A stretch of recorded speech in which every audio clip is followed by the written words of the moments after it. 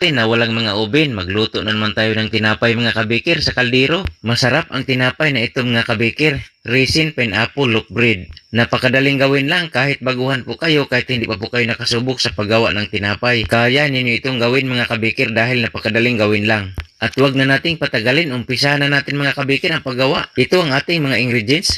2 cups all-purpose flour, 1 cup sugar, 1 and 1/2 tablespoon baking powder, 115 grams pineapple tidbits kasama ang juice, 1/4 cup cooking oil, 140 grams evaporated milk, maliit na lata lang, kunting yellow food coloring. Hinalo ko ito mga kabikir hanggang sa wala na akong nakikitang dry flour at hanggang sa lumapot. Saka ako naglagay ng 1/2 cup resin. Hinalo ko hanggang sa mahalo ang ating resin. Pagkatapos nilagay ko na sa aking maliliit na loaf pan. Nakasya lang din sa kaldero na lutuan ko. Pagkatapos hinalang ko na ito kaagad mga kabikir. Walang tubig ang kaldero, naglagay lang ako ng patungan.